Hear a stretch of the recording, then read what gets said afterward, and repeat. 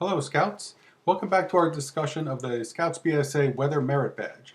Today's video we're going to be working on requirements number 3 and number 4. Requirement number 3 is to understand the difference between high and low pressure systems as well as warm and cold fronts and their impact on the weather. Requirement number 4 is to illustrate the causes of wind, rain, lightning, and hail. So to start off with number 3, we're going to use some diagrams. It's a little easier to see these by looking at a diagram rather than just talking about it. So this here is the first diagram we're going to look at. These are high and low pressure systems. The first one you'll see here is the high pressure system. That's illustrated by the letter H. And what's characteristic about high pressure systems is that the air at the center of the system is moving downward. So we have air that's descending, and that's really the key characteristic of the high pressure system. And what that descending air really means is that the air that we have in the upper atmosphere is converging. So we have air coming together in the upper atmosphere, descending in the center of the system, and then spreading apart down closer to ground level. And what we notice is that the primary movement of the air is downward, and when air moves down, it tends to increase in temperature. And one of the things that you'll notice when that happens is that it's very difficult for clouds and precipitation to form when air is descending towards the ground. Now, in contrast, we look at the low pressure system. That's obviously the letter L next to it, and low pressure systems, they are characterized by rising air, so air that's going from ground level up to the upper atmosphere. And in order for that to happen, what we'll see is that the air converges at ground level towards the center of the low pressure system. And the air that's traveling over the ground, that's air that will pick up moisture, particularly from oceans and lakes, or also from vegetation. So all of that moisture gets trapped in the air, gets picked up by the air, converges in the center of this low pressure system, and then rises. And as that air rises, it cools. And what you'll see is when air cools, that's laden with a lot of moisture, that's when you get clouds and storms forming. So this is really the difference between the high and low pressure system that we see in the weather. So the next part that we need to take a look at is warm and cold air fronts. And air fronts are really just the location where two different air masses meet. And we define the two different air masses by having different temperatures. So we'll have warm air in one area, we have cold air in another area. And if we have the warm air moving towards the cold air and pushing that cold air away, we call that a warm front. And if you have cold air moving and pushing warm air away, that would be called a cold front.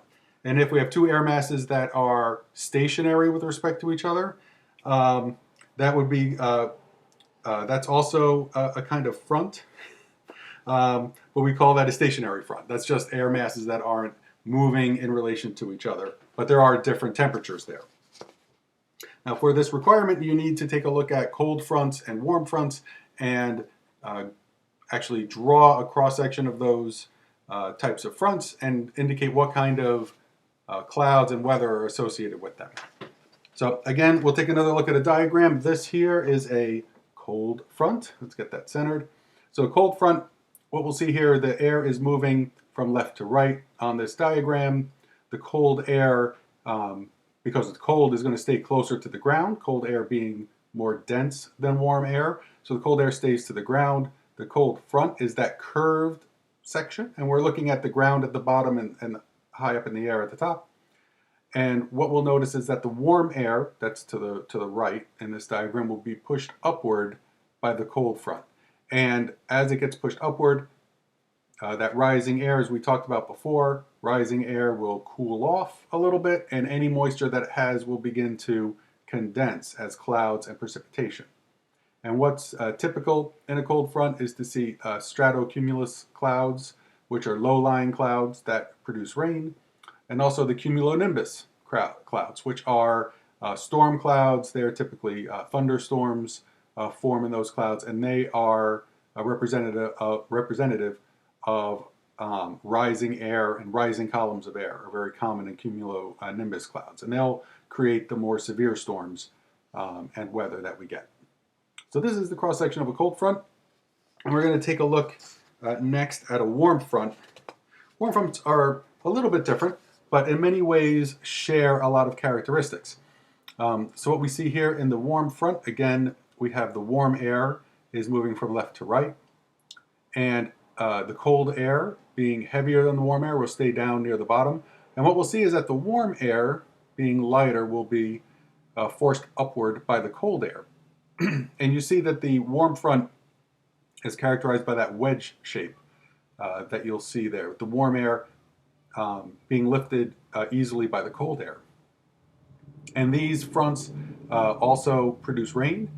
We have stratus clouds will often form, and they'll turn into nimbostratus clouds, which are a little bit heavier and would generate rain. So that's what a warm front would look like. And to complete this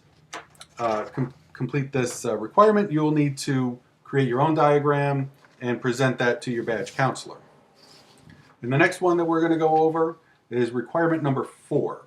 Requirement 4 is to identify the 4 sources of the 4 causes of wind, rain, lightning, and hail. So we'll go over that. We've actually done quite a bit of this already in this video, but we'll just go over it again. Wind. So high and low pressure systems that form in the atmosphere help to generate the wind. Air will flow from a high pressure system to a low pressure system. So down near the ground, as the high pressure system has that lowering column of air, it spreads out along the ground, and that produces wind. And that will also flow into cold pressure systems that would then have a rising column of air. So that's one source of wind. And really the key thing to understand about the high and low pressure systems and the wind that they generate is that these differences in pressure are generated by differences in the way the Earth heats and cools in different parts of the planet, different areas. So areas that are over ocean, the air in those areas will heat and cool differently than air that's over land. And that difference in heat with air rising and falling can generate a lot of wind. Now when it comes to rain, rain is obviously humidity that's in the air that condenses. So that's part of the water cycle, which we'll go over later in a later video. But really when the rain that is produced, we have air that has high humidity, and that air cools for any reason, whether it's just nighttime, whether it's the air being lifted by a cold front or a warm front. That moisture that's in the air will condense into clouds, and if the cooling continues, it will condense further into rain. And as long as the overall temperature is above freezing, then we'll get rain as the precipitation. Okay, now we're going to move on to lightning. So in one of those storm clouds, those cumulonimbus clouds that we saw in the cold front chart, those storm clouds can have strong updrafts. Updrafts often caused by low pressure systems.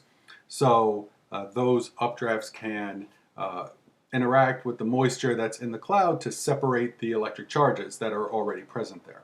And those electric charges will collect in different areas of the cloud, and that electricity, that electrical potential can then jump the gap either to the ground, being a lightning strike to the ground, or within the cloud itself. That's just lightning within the cloud. So that's the cause of lightning. And the last item that we need to cover is hail.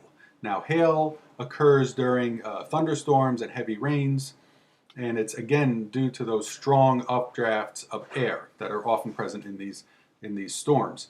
And the updraft of air can take the precipitation that's forming within the cloud and actually prevent it from falling down to the ground. It will lift that precipitation higher up into the cloud, and that precipitation, whether it formed as rain or formed as ice pellets, will raise higher and freeze and add more and more ice to it, layer after layer, as it is maintained within the cloud by these strong updrafts of air. And eventually enough ice gathers on that pellet to make it too heavy for the updraft to hold it in the air, and that it will finally break through and fall down to the ground as a large ice ball. And that's the cause of hail in storms. So that's it that I have for you today. So please check underneath the within the video text. I'll have a link to the merit badge, the weather merit badge pamphlet, and also a link to this handy weather merit badge worksheet that you can use to fill out and communicate with your merit badge counselor. So thanks again, and I'll see you next time.